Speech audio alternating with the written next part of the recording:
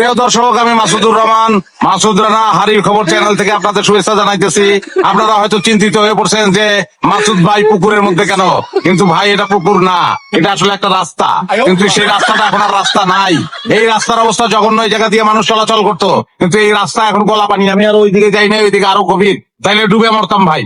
এই রাস্তার অবস্থা খুবই জঘন্য। যথাযথ কর্তৃপক্ষের দৃষ্টি আকর্ষণ করতেছি যে এই জায়গার রাস্তাটা যেন মেরামত করতে হয়। এটা প্রায় ডুবে যাচ্ছে, এরকম অবস্থা। এবং দেখতে পাইতেছেন যে এটা কিন্তু এখন আর রাস্তা না, এটা একটা মহাসমুদ্র। ঢেউ আপনারা দেখতে পাইতেছেন নিশ্চয়ই, প্রচন্ড ঢেউ এখানে এখন। যথাযথ কর্তৃপক্ষের দৃষ্টি আকর্ষণ করতেছি, আমাদের রাস্তাটা ঠিক করে দিবেন। বিদায় নিচ্ছি সবার কাছ থেকে, ধন্যবাদ, ভালো থাকবেন সবাই। বন্ধ কর, ভিডিও করছো ঠিক মতন?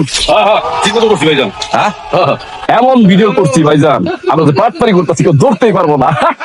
তাহলে আমি না করছি যে এটা আমাকে পেশা, পাটপারি কর।